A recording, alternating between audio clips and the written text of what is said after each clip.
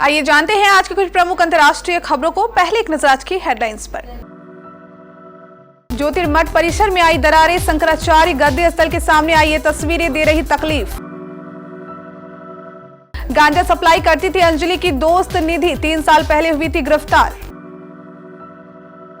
जाति जनगणना पर बाजी मार ले गए आरजेडी के नेता तेजस्वी यादव, बिहार में शुरू हो गया खेल। पंजाब सरकार के कैबिनेट मंत्री फौजा सिंह सरारी का इस्तीफा, भ्रष्टाचार के लग चुके हैं आरोप। नफरत की जमीन पर राम मंदिर का निर्माण, आरजेडी नेता जगदानंद के बयान पर बवाल। 9 साल बाद मिडिल क्लास को बड़ा तोहफा देने की तैयारी, बजट में हो सकती है घोषणा। अमेरिकी प्रतिनिधि सभा के नए स्पीकर चुने गए, मैकार्थी पहले ही भाषण में चीन पर निशाना। हाजिब याकूब कुरैशी और बेटा इमरान दिल्ली से गिरफ्तार, कोर्ट में पेश कर भेजे जेल। सार्क टैंक इंडिया 2 कोई शो को बनाया बिगाड़ नहीं सकता, असनी ग्रोवर को अनुपम मित्तल ने दिया जवाब। और टीम इंडिया आखिरी T20 मैच से पहले बीसीसीआई ने लिया चौंकाने वाला फैसला, इस दिग्गज को सौंपी बड़ी जिम्मेदारी।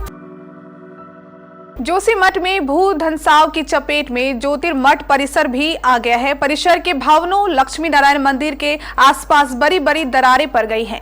ज्योतिर्मठ के प्रभारी ब्रह्मचारी मुकुदानंद ने बताया कि मठ के प्रवेश द्वार, लक्ष्मी नारायण मंदिर और सभागार में दरारें आई हैं। इसी परिसर में टोटकाचार्य गुफा, त्रिपुर सुंदरी राजेश्वरी मंदिर और ज्योतिष पीठ के शंकराचार्य की गद्दी स्थल है। शंकराचार्य की गद्दी स्थल के सामने आई तस्वीरें हर किसी को तकलीफ पहुंचा रही है। ज्योतिर्मठ के शंकराचार्य स्वामी अविमुक्तेश्वरानंद सरस्वती ने ज्योतिर्मठ में हो रहे भू धंसाव पर चिंता जताई है। उन्होंने कहा कि ज्योतिर्मठ भी इसकी चपेट में आ रहा है। उन्होंने प्रदेश सरकार से भू धंसाव से प्रभावित परिवारों को त्वरित राहत पहुंचाने और उनके पुनर्वास की समुचित व्यवस्था करने की मांग की है।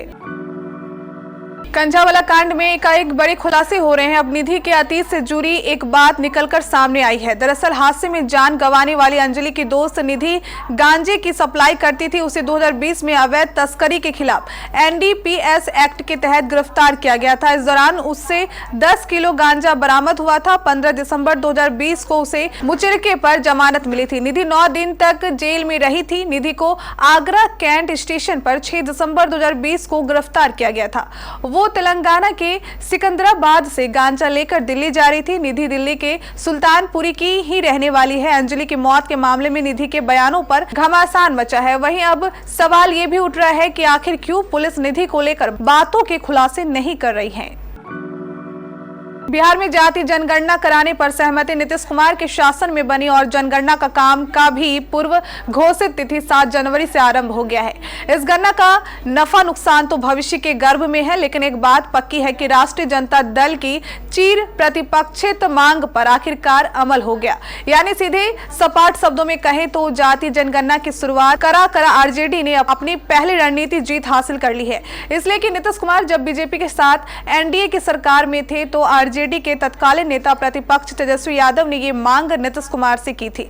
नीतीश कुमार ने उसके बाद एक सर्वदलीय प्रतिनिधि मंडल पीएम नरेंद्र मोदी के पास भेजा था। बीजेपी के नेता भले ही जाति जनगणना की प्रासंगिकता पर अब सवाल खड़ा कर रहे हैं, लेकिन उस वक्त दिल्ली पीएम से मिलने गए सर्वदलीय प्रतिनिधि मंडल में भाजपा के सदस्य भी शामिल थे। पंजाब के कैबिनेट मंत्री फौजा सिंह सरारी ने अपने पद से इस्तीफा दे दिया। फौजा सिंह पर पिछले दिनों भ्रष्टाचार में लिप्त होने का आरोप लगा था और उनका एक ऑडियो क्लिप भी वायरल हुआ था, जिसमें वह अपने ओएसडी के साथ भ्रष्टाचार से कमाई की बात करते हुए सुनवाई दे रहे थे। पंजाब के कैबिनेट मंत्री फौजा सिंह ने निजी कारणों का हवाला देते हुए अपना इस्तीफा दिया। साथ ही उन्होंने कहा कि मैं पार्टी का वफादार सिपाही हूं और रहूंगा। फौजा सिंह सरारी का सितंबर महीने में ऑडियो वायरल हुआ था, जिसके बाद आम आदमी पार्टी ने उनको 2 कारण बताओ नोटिस जारी किए थे। इस इस्तीफे के बाद पंजाब की कैबिनेट में बड़े फेरबदल की संभावना जताई जा रही है। अब मिली खबर के मुताबिक कई मंत्रियों के विभाग भी बदले जा सकते हैं। आरजेडी के प्रदेश अध्यक्ष जगदानंद सिंह ने राम मंदिर और राम जन्मभूमि को लेकर बड़ा बयान दिया है। उन्होंने कहा कि राम मंदिर का निर्माण नफरत की जमीन पर हो रहा है। साथ ही कहा कि हम हे राम में विश्वास करते हैं, जय श्री राम में नहीं। हमारे हृदय में राम है, पत्थर के आलिशान मंदिरों में नहीं। जगदानंद सिंह ने कहा कि श्री राम ना तो अयोध्या में है और ना ही लंका में, बल्कि श्री राम तो आज भी सबरी की कुटिया में मौजूद है। इस बयान के बाद बीजेपी ने जगदानंद सिंह पर निशाना साधा है।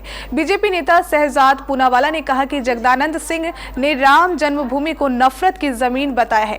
ये बेहद हैरान कर देने वाला बयान है। दरअसल गृह मंत्री अमित शाह ने हाल ही में कहा था कि 1 जनवरी 2024 को राम मंदिर का उद्घाटन होगा। गृह मंत्री के इस बयान के बाद विभिन्न राजनीतिक दलों ने अपनी प्रतिक्रिया दी है।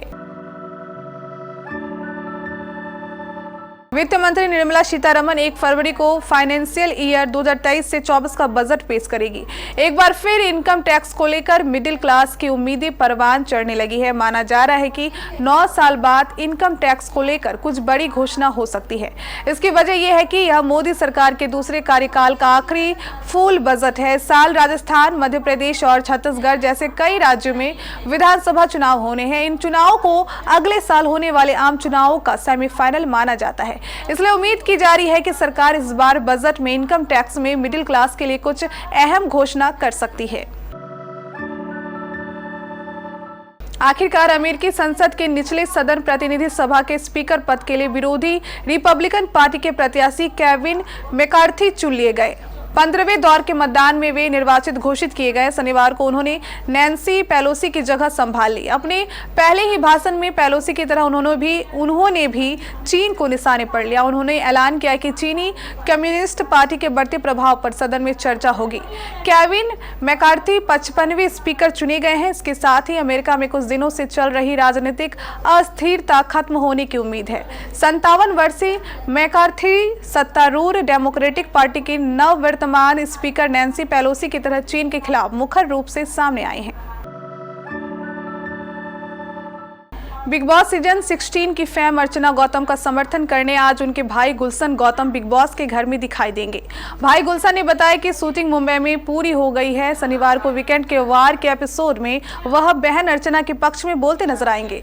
दरअसल पिछले दिनों शो में अर्चना गौतम की लड़ाई शो के अन्य कंटेस्टेंट MC स्टैन के साथ हो गई थी, जिसके बाद से वह काफी परेशान है।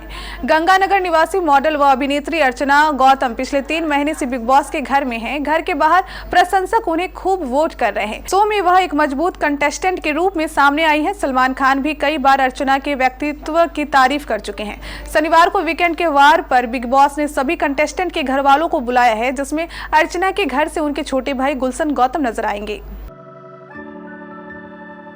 सबका फेवरेट और सबका चहेता शो शार्क टैंक इंडिया नए सीजन के साथ वापस लौट चुका है, लेकिन इस शो में इस बार एक चीज की कमी हर किसी को खल रही है, वह है असनीर ग्रोवर की मौजूदगी। हालांकि जितने भी शार्क से इस सीजन वापस लौटे हैं, उनका कहना है कि कोई यहाँ किसी को मिस नहीं कर रहा है। अच्छा ही है अगर टॉक्सिक लोगों को शो से दूर रखा जाए। असनीर ग्रोवर की पर्सनैलिटी ऐसी थी कि दर्शकों के दिल में वह अपने अंदाज से उतर गए थे। एक इंटरव्यू में असनीर ने कहा था कि उन्होंने शो के पहले सीजन को हिट कराया है। शो ने चैनल को 10 करोड़ रुपए की फ्रेंचाइजी बना दिया है। असनीर का ये बयान शार्क अनुपम मित्तल को कुछ रास नहीं आया है। भारतीय क्रिकेट कंट्रोल बोर्ड ने नई चयन समिति का ऐलान कर दिया है। क्रिकेट एडवाइजरी कमेटी ने 5 सदस्यीय कमेटी की घोषणा की है। मुख्य चयनकर्ता के रूप में एक बार फिर चेतन शर्मा को चुना गया है। T20 वर्ल्ड कप 2022 की हार के बाद चेतन शर्मा वाली चयन समिति को BCCI ने बर्खास्त कर दिया था।